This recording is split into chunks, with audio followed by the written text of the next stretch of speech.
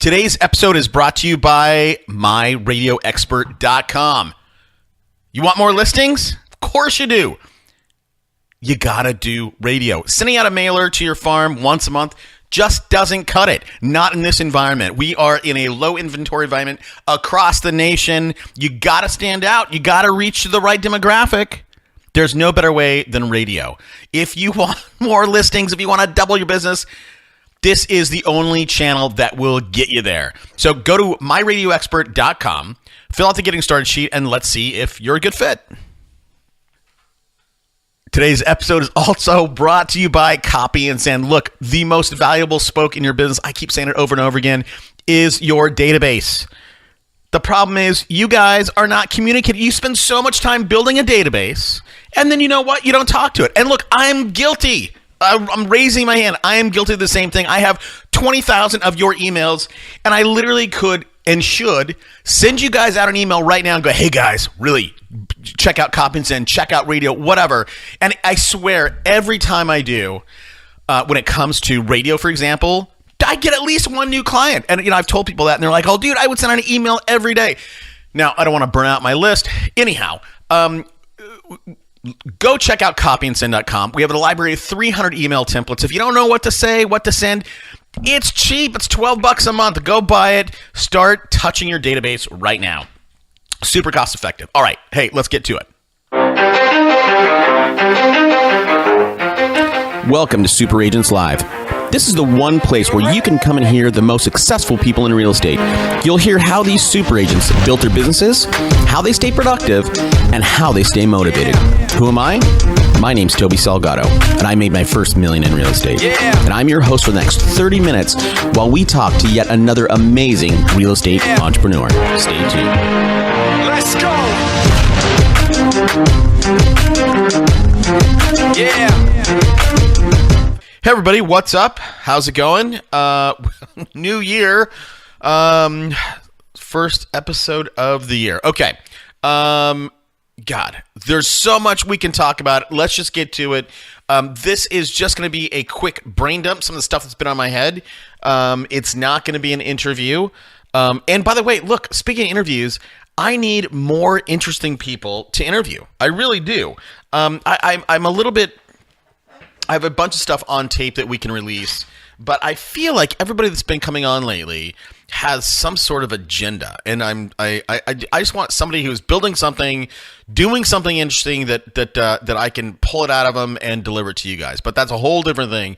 But I guess I'm asking for help. If you know somebody that's interesting that you think we should have on, let me know. All right, so this is what's been on my head. Okay.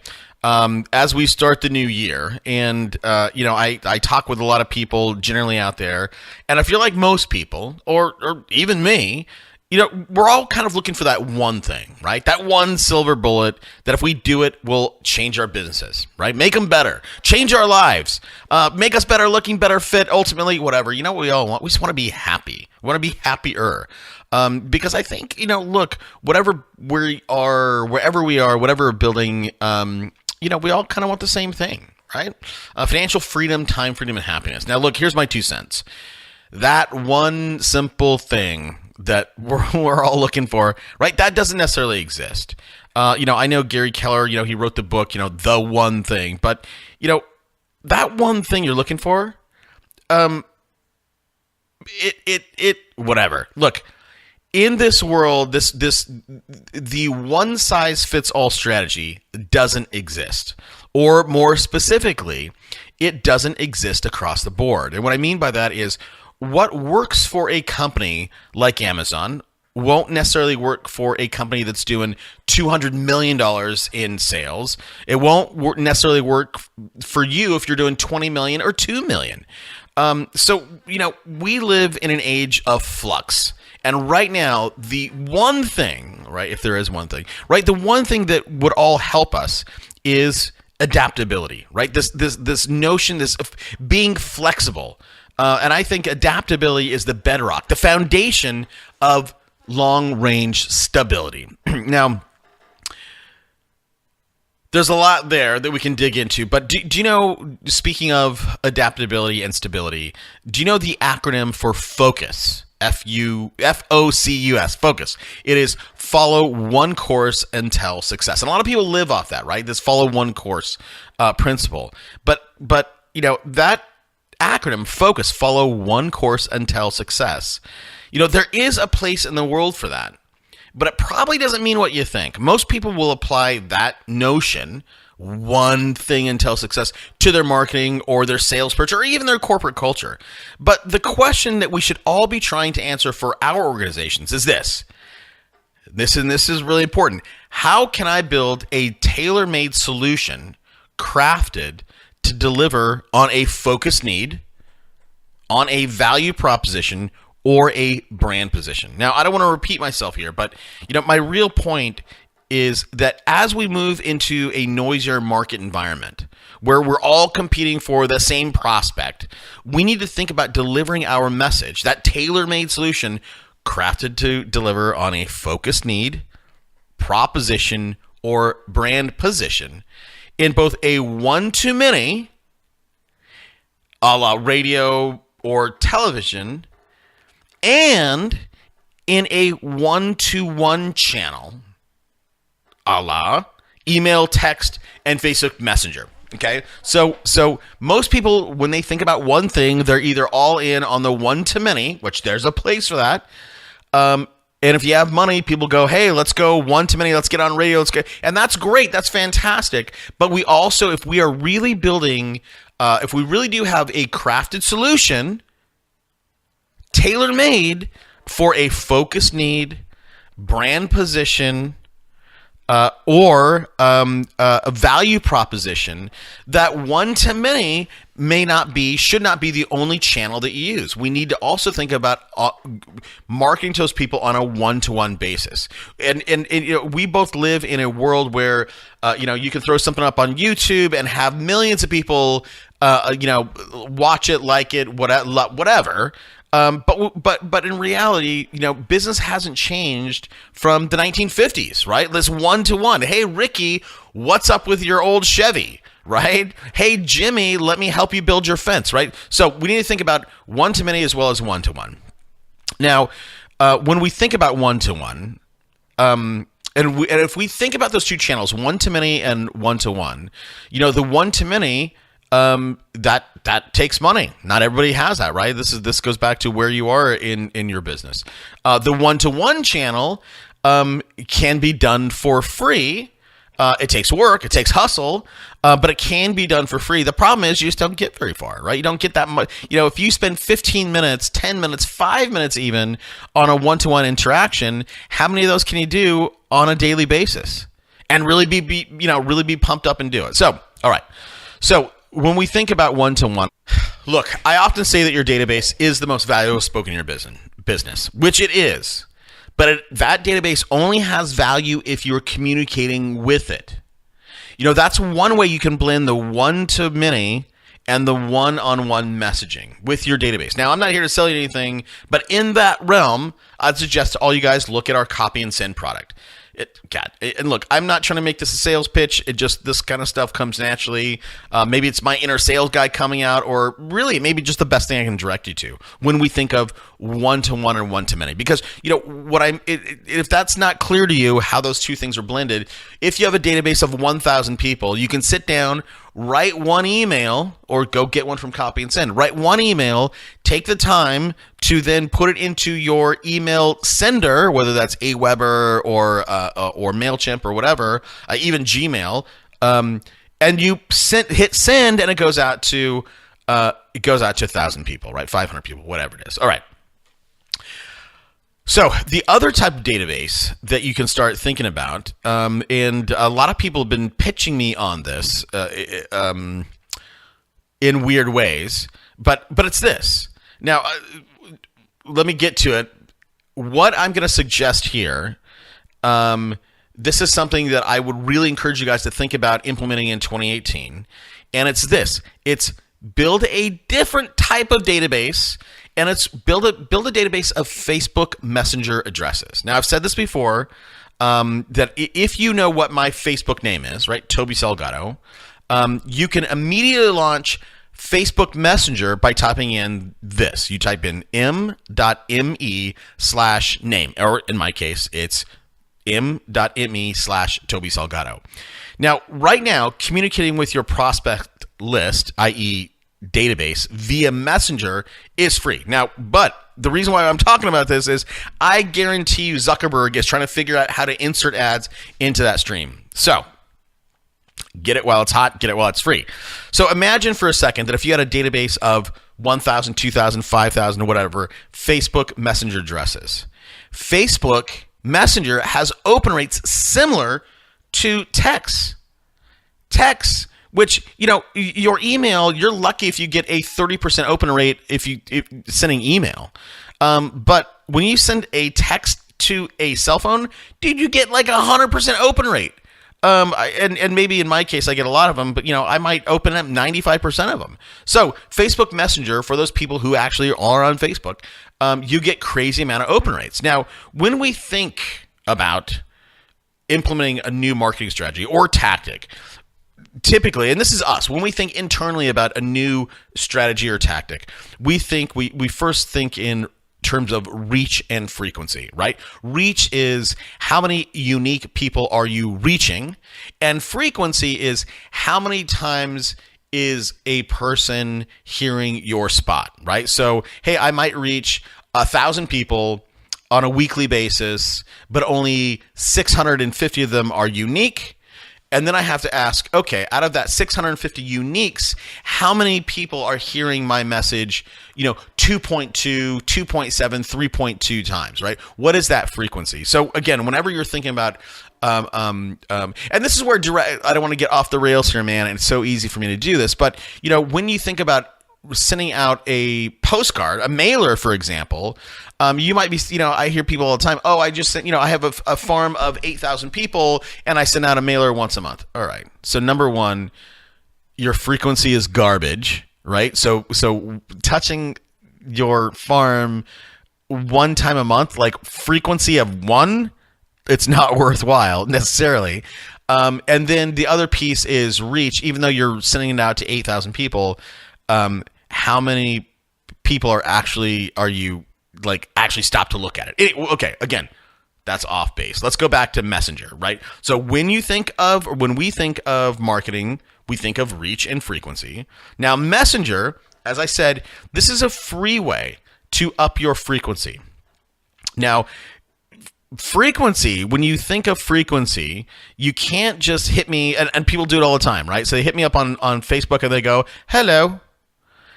Okay, do you really think I'm going to respond to a hello? No, I'm not. Or people blatantly pitch me some sort of idea, and you got to be a little bit craftier than that. You have to, and for me, if you hit me with hello or you blatantly pitch me, I'm going to block you. I'm not going to open up your crap anymore.